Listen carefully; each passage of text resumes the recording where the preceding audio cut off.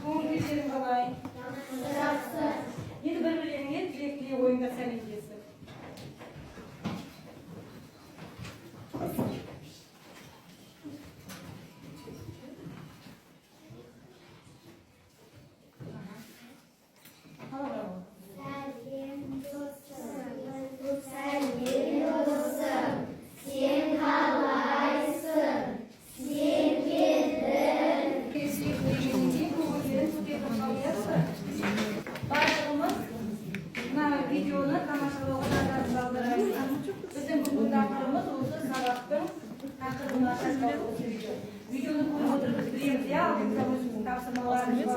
Bu video ne жайында, онда не айтып, бәрін есіңізге сақтауыңыз керек, иә олай?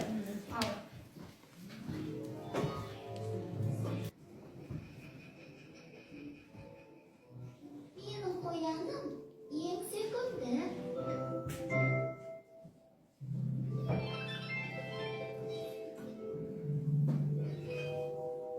Қайталайық. Зат есімнің тәуелденуі. Тәуелдік жалғау заттың біреуге не бір нәрсеге тәуелді, меншікті екенін білдіреді. Мысалы, қоянды сатып алған соң, менің қояным деп меншіктеп айтуға болады. Зат есім үш жақта тәуелденеді. Мысалы, бірінші жақ менің қояным, екінші жақ сенің қояның, сіздің қояныңыз. Үшінші жақ оның қояны. Ойыншық деген сөзді көпше түрде тәуелдейді. Біздің ойыншықтарымыз, сендердің ойыншықтарың, сіздердің ойыншықтарыңыз, олардың ойыншықтары. Қалай ойлайсыздар, бүгінгі біздің сабағымыздың тақырыбы не жайында болады? Видеода байқағанша сабақтың тақырыбы не жайында болады? Қайда қойшы қылысты? Бүгінгі сабақ зат есім туралы болады. Зат есім туралы. Зат есіммен біз бұрыннан таныспыз ғой. Зат есім дегеніміз не? Кім айтады? Зат есім дегеніміз айта қойшы Аяжан. Заттың атын білдіреді. Иә, заттың атын білдіреді. Тағы не айтамыз зат есім туралы бала? Айта қой. Зат есімге кім не, кімдер нені деген сұрақтар жауап береді. Жақсы. Ал енді бүгін зат есімнің өзі емес, оны біз бәріміз біліп тұрмыз. Бүгін тақырыбымыз не жайында болады жаңағы? Видео тыңдалымды көрдіңіздер ғой. Заттың есімнің тәуелденуі жақсы, Саяжан өте жақсы тыңдапты бала жаңағы видеоны, иә? Зат есімі тәуелдену деген не екен? Ол не нәрсе екен тәуелдену деген зат есімнің? Өзіміздің сөзбен айтқан кезде. Заттың жеке көше біреудікі болуы, иә, біреуге меншікті болуы. Ендеше балалар, мына жерде кестесі тұр, енді сендерге шамалы аздап көрінсе, қазір алдарына тағы да тасталады. Зат есім тәуелденеді жекеше және көпше. Бірінші жақта тәуелденеді, ол мен және көпше түрде біздің. Екінші жақта сенің, сіздің және сендердің, сіздердің. Үшінші жақта оның, олардың деген сөздер арқылы дәлелденеді. Һәм бір-бір сөз дәлелденеді, өзімізге тәуелдеп айтып көрейікші, бір-бір сөзді. Тәуелден, өзінің бір заттың, кез келген зат тәуелден. Менің қояным видео арқылы басқа. Басқа кез келген менің атым. Менің кітаптарым. Кітаптарым қай жақта айттың сен? Көпше түрде қай жақта? Жақсы, Каусар. Менің иттерім. Қасындегі топтықтар сыңа беріледі. Мына жерде оқи, қалай бағалаймыз? Топтар бір-бірін бағалайды. Қалай? Алтыбақан деген сізге таныс қой, иә балалар?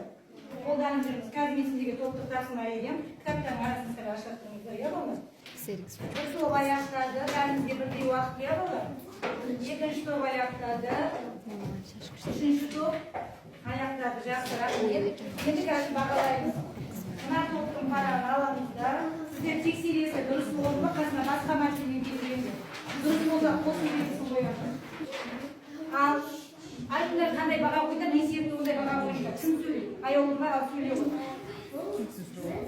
Бұл топқа жарайсың деген баға қойдық. Себебі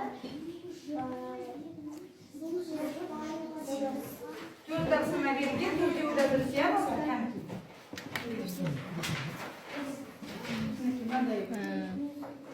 Жақсы, рахмет, отыра қойыңыздар. Келесі топ. Тағы айта қойыңдар. Al mаған қандай сөйлеу. Біз үшінші классқа өте жақсы деген баға қойдым. Өйткені олар 4 тапсырманың барлығын дұрыс орындады. Жақсы. Келісеміз балалар. Төртеуіне дұрыс орындапты. Жақсы. Енді сіздерден кім сөйлейді? Көрсетіңіздер, екі бала көрсетіп. Ана сізге сөйлесте қайтасыздар. Бұл топқа ойлан деген бағаны қоямыз. Себебі бұл жерде 2 қате бар. 2 қате бар, я қайсысы қате болды? Қарындашпен дегенде дәуілдеуге дұрыс деп қойып дұрыс емес иә балар? Жақсы бір қате.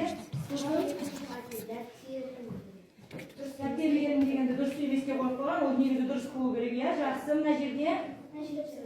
Дұрыс екеуі дұрыс. Жақсы, келісеміз балалар, мына сіздердің топтарыңыздың бағалары иә? Мына келісесіңдер ма? 2 қателерің болды. Жақсы, рахмет балалар. Ойлан, жұптас, талқыла. Оқулығымызды аламыз, жазуды шығартуды табамыз.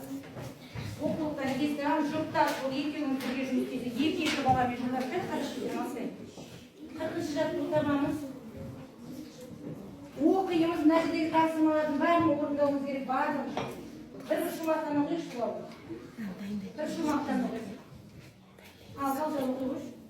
Өнердің бәрін біл деген әкемді тыңдап күндемек.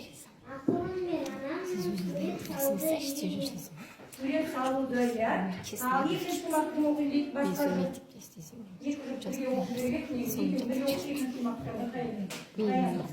Басқа бірге өнер аз деген атамды тыңдап күндеген.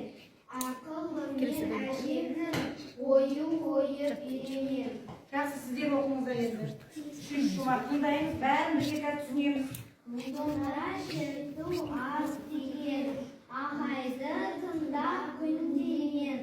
Ақылыммен күйшінің күй тартуды үйренер. Жақсы, өлең не туралы қай жыл жауап береді маған? Жаңа оқыған жұптар емес, басқа жұптар. Шұғыл айта ғой. Толық жауап берші. Өлең өнер туралы, иә? Ал өнер деген бала тарау өтіп өнер деген не еді? Несі өнер? Күй өнері жатады, сурет өнері, қол өнер, ән өнері, би өнері, көп иә балар қазақта. Осы өнерге байланысты мақал мәтелдер білетін едік, бұл өнер тарауын басқаға бүкіл сабақтың өтіп жатырмыз. Қандай мақалдар білеміз? Өнер алды қызыл тіл жақсы, тағы да басқа өнерліге есік ашып. Өнерді өргізеді. Жақсы. Өнерлінің қолауын. Қайталамайыз иә басқа? Өнерліге есік ашып.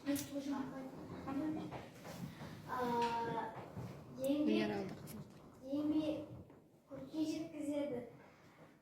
Ақыл көкке жеткізеді. Өнер көкке жеткізеді. Жақсы, тағы да жігітке? Жетпіс өнерге аз деген, иә? Жеті өнерге аз. Жақсы. Ең аз дегенде жеті өнерге ие болуын керек, жігітке жетпіс өнерді аз деген. Балалар жақсы, оны тамаша орындады. Енді осы өлеңге қандай ат қоямыз? Басқа жұптар ойласын. Қандай ат қоямыз? Не туралы екен өлең? Айта оқығаныңдар. Өнерлі бала деп қоямыз. Қалған жұптар келісеміз бе, басқаша қоямыз ба? Өнер.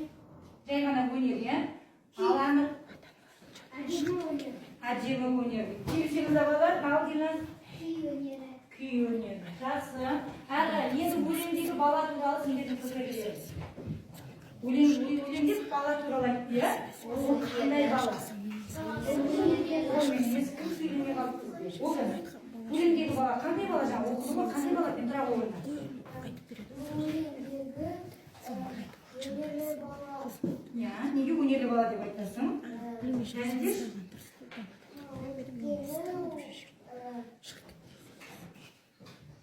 Қандай өлең? Кім не істеймін дейді өлеңде айтты ғой жаңа. Жақсылап оқыдың ба?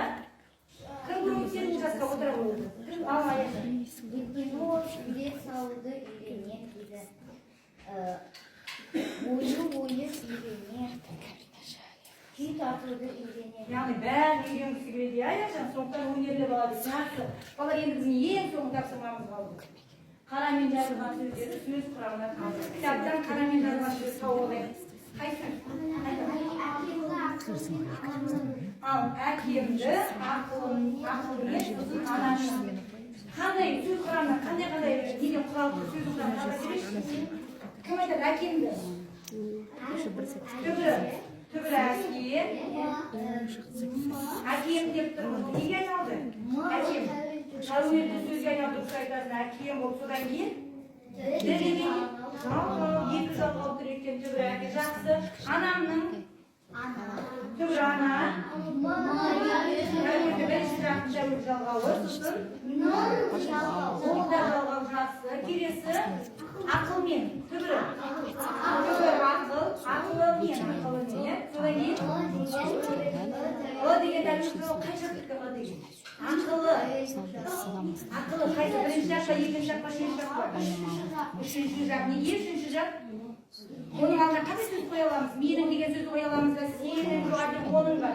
Оның арқылы дұрыс айтасыздар бала. Тамаша. Сендер жұптарсыңған жақсы орындар ма? Енді бір-бірлеріңді сендер гүлмен бағалауларың керек балаға гүл алу керек. Гүлмен бағалаймыз. Жаңа екеуі жұптар жұмыс жасады. Әрді бағалайсың, қараңдар. Сары жақсы, қызыл жарайсың, көп мақсатқа ұмтыл. Жаңа аз сөйлеген балаларымыз қандай баға қояды екен көйлеммен әділ бағалап отырмыз. Енді құрайықшы. Қазір мен сендерге ойын айтам. Сендер көрсіңдер балалар, жеп қарсылықтар бөлек-бөлек өнер, иә? Сендермен бірінші ойнап алайық. Ойынның аты мен таптым, иә? Беске шейін санауымыз керек.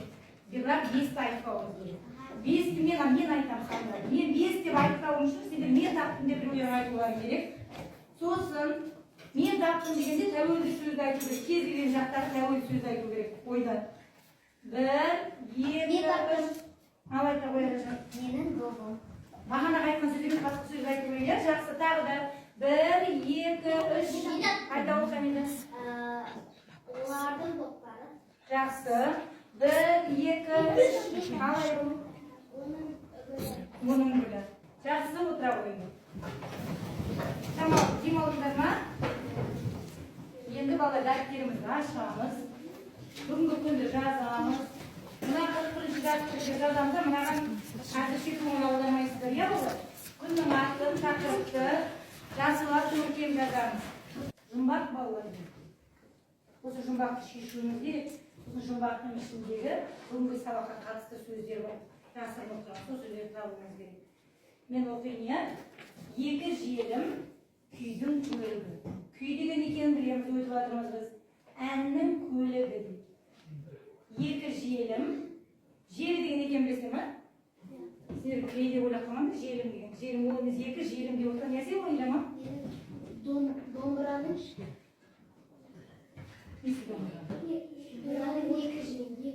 Оны желі деп айтқанымыз бала домбыраның шек дейміз неге. Бірақ мына жұмбақ болғаннан кейін желім деп тұр.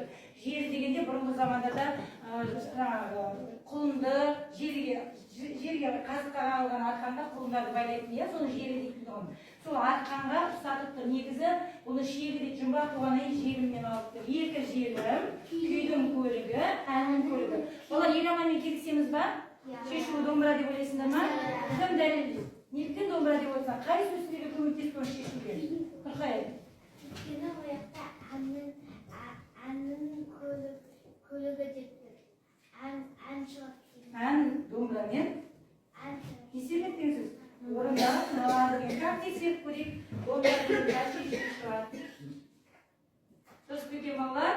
Кән өзімізге шапалақтап көрші дұрыстайық. Сөз. Мындағы бәрін жеке-жеке талдамайыз бала. Мынаның қайсы бірінші жақ, қайсы екінші жақ, ақылы қоя соламыз. Қай сөз бірінші жақта, қай сөз екінші жақта. Бір, екі, үш. Күнделікті ашайық, тапсырманы жазайық, бүгінгі алған білімді ұмытпай есте сақтайық. Есте сақтаймыз ба? Қымайда бұның қандай тақырыптарымен қозғадыңыз? Қандай тақырыпты үйрендік? Бүгінгі сабақта біз зат есімді өттік. Тәуелдену. Зат есім неше жақта тәуелдеген екен шығылады? Үш жақта да. Қандай жақ? Қандай жақ? Жақсы, рахмет. Жақсы. Қай жақта екі түрде айтады бала? Сыпайы түрде және жай қарапайым түрде. Қай жақта айтылады? Екінші жақ. Екінші жақта. Және қандай түрлері бар тәуелденудің? Жақсы, онда балалар енді бүгінгі сабаққа өте жақсы қатысқан балалар, мен өзім бағалаймын, иә, күн бойы бір-біріңді бағаларында, топта, жұпта бағаласа. Бүгін сабаққа мен Әмірге ерекше қуанып отырмын. Әмір деген бала күнде сабаққа олай қатыса қоймайды, бүгінгі сабаққа қатысқан өте тамаша. Өзі орыс тілді сөйлейді жамалы, Айдана жақсы қатысты, өте жақсы қатысты Аяжан, Раяна жақсы пікірін білдіріп жатыр, Саяржан, мына жерде Мамсы Шамал Қадіреспек қатысты сабаққа, Каусар өте жақсы қатысты, Аяулым қатысты, барлықтарыңызға балалар рахмет. Сабақ сонымен аяқталды.